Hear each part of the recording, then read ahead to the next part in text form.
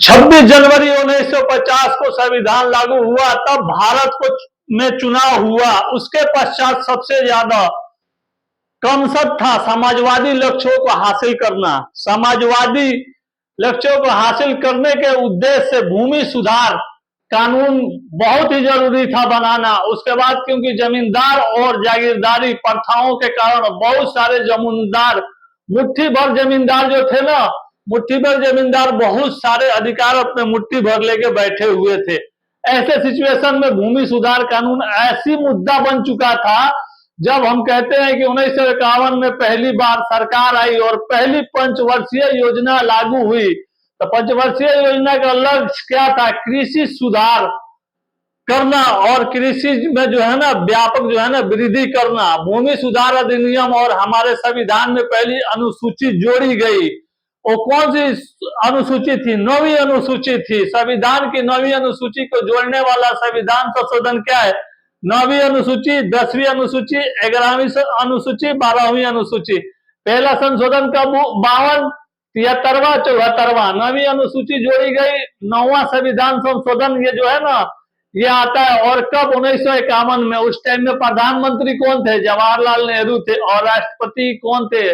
Doctor Rajendra Prasad थे। उद्देश्य क्या था? भूमि संबंधी सुधारों को, कानून को जो है ना लाके और भूमि सुधार कानून को लागू करना था, ताकि जो है ना कहीं जहाँ पे किसानों के साथ जो अन्याय हो रहा है वो नहीं हो। इस बार एक क्वेश्चन भी था आप लोगों को पीटी में, अस्थाई अध्यक्ष, अस्थाई अध्यक्ष, एक राजेंद्र प्रसाद साहब से भी क्वेश्चन था। अगर आप लोग पढ़े होंगे तो आप लोग करके आए होंगे। और आप लोग सस्टेनेबल डेवलपमेंट से जो था ना, सतत विकास से आप लोग एक्सेप्शन रीजनिंग से बहुत सारे इस साल पीटी में क्वेश्चन थे। अगर आप लोगों ने पढ़ा होगा तो आप लोग मेंस लिखते होंगे। अभी अगर नहीं पढ़ा होगा तो नहीं लिखेंगे। और फिर आगे अगर आप लोग पढ़िएगा तो मेंस लिखिएगा, नहीं पढ़िएगा नहीं लिखिएगा।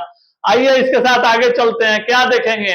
आर्टिकल 31A अनुच्छेद 31A के क्या है? जमींदारों या जमींदारी प्रथा के उन्मूलन को संवैधानिक मान्यता देने हेतु अनुच्छेद 313 आर्टिकल 331 और क्या आर्टिकल्स आगे आइएगा क्या होगा? 31 भी हो जाएगा।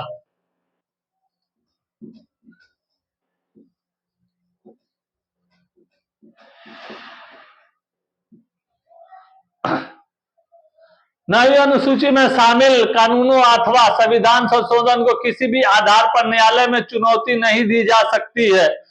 24 अप्रैल 1973 के 9वीं अनुसूची में होने पर न्यायालय क्या किया? चुनौती नहीं दी जा सकती है। जो 9वीं अनुसूची 24 अप्रैल को चुनौती दी जा सकती थी, संशोधन करके जो है ना उनको फुल पावर दे दिया गया। चलिए आप जो है ना अब अदालत का दरवाजा आप खटखटा सकते हैं। तत्पश्चात क्या हुआ?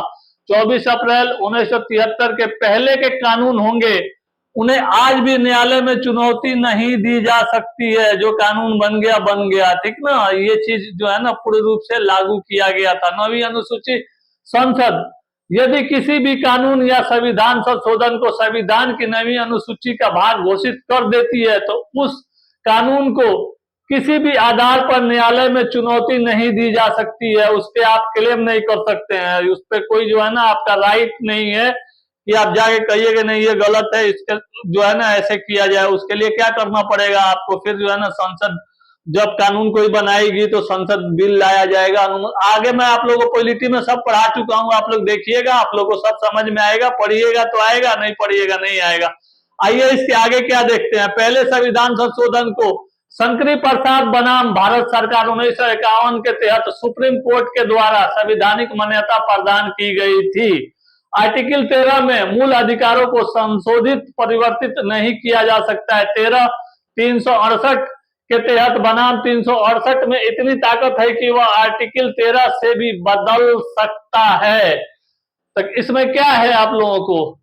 368 में बहुत ज्यादा जो है ना 368